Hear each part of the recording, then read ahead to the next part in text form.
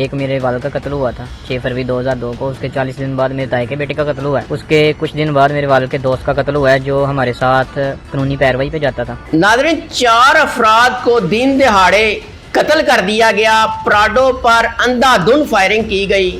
اس واردات کا الزام جو ہے وہ اسی 22 سالہ عمر مشتاق پہ ہے.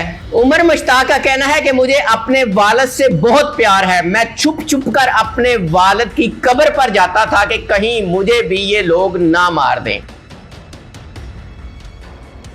شاید لائف میں لکھا یہ تھا، یا 6 مہینے میری عمر تھی جب میرے والد کا قتل ہو گیا ہے.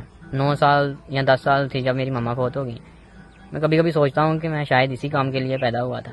جب میں 6 ماہ کا تھا میرے والد کو قتل کر دیا گیا اور میری ماں اسی دکھ میں تڑپ تڑپ کر 10 سال بعد دکھوں کے ساتھ مر گئی.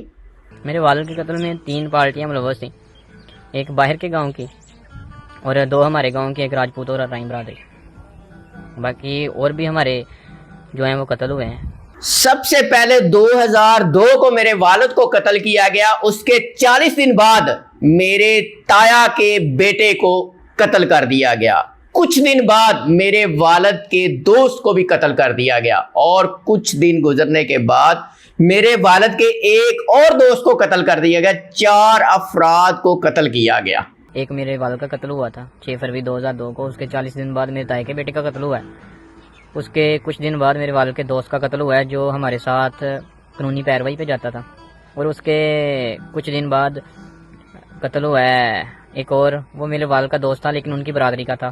جی ناظرین، یہ کہنا ہے عمر مشتاق کا جو جیل میں ہے اس وقت، اور جس پہ الزام ہے کہ فیصلہ آباد میں پراڈو پر فائرنگ سے 4 افراد جو جاں بحق ہوئے ہیں وہ اسی عمر مشتاق نے کرائے ہیں. اتنا بااثر اور اتنا طاقتور کیسے ہو گیا ایک 6 ماہ کا یتیم بچہ؟ یہ بھی ایک سوال ہے. عمر مشتاق کا کہنا ہے کہ مجھے اپنے والد سے بہت پیار ہے. میں چھپ چھپ کر اپنے والد کی قبر پر جاتا تھا کہ کہیں مجھے بھی یہ لوگ نہ مار دیں. اس دوران مجھے بھی دھمکیاں آتی رہیں. جب مما فوت ہو گئی ہیں تو وہ بھی بندے جیل سے آ گئے ہیں. میری تقریباً 16 سال ایج تھی تو میں والد کی قبر پہ آنا جانا ایسے ہوتا تھا. انہوں نے ایک پیغام بھیجا ہے میرے ماموں لوگوں کو کہ ہم نے اس کے باپ کو قتل کر کے بھی غلطی کی ہوئی ہے اور ہم نے ایک اور غلطی کر دینی ہے. دھمکیوں کے بعد میری ماں نے اپنا گھر چھوڑ کر مجھے ساتھ لیا اور ماموں کے گھر چلی گئی.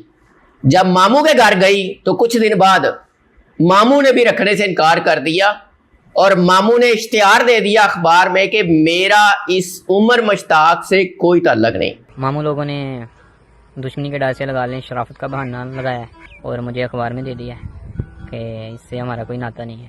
جب کسی نے مصیبت میں ساتھ نہ دینا ہو تو آپ کو پتہ ہے بہانے 100 مل جاتے ہیں. 17 سال کا تھا جب سب سے پہلا قتل میرے پہ لگایا گیا. میری ماں نے در بدر دھکے کھا کے مجھے پالا اور میرے والد کے غم میں دن رات دکھی رہی. غریب لوگ تھے. میری ماں نے اس کے باوجود صدقہ خیرات سے مجھے نہیں پالا بلکہ ہیلتھ ورکر کی جاب کرتی رہی.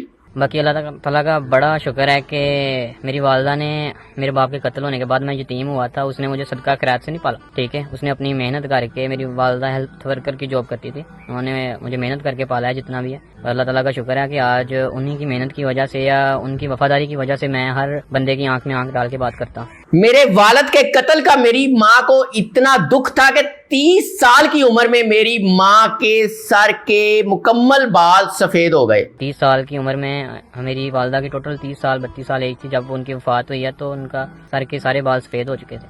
اور میرے والد کے قتل کے 10 سال میری ماں تڑپ تڑپ کر مر گئی. پھر میری والدہ مجھے لے کے ماموں کے گاؤں چلی گئی تھی. تو اس کے بعد جب مما فوت ہو گئی ہیں. ناظرین، اس عمر مشتاق 22 سالہ نوجوان کا یہ کہنا ہے کہ آج بھی میں چاہتا ہوں کہ مجھے میرے والد کے نام سے پکارا جائے، مشتاق جٹ کے نام سے. اور میں 6 ماہ کا تھا، اپنے والد کو دیکھ بھی نہیں سکا، باتیں بھی نہیں کر سکا جب میرے والد کو قتل کر دیا گیا.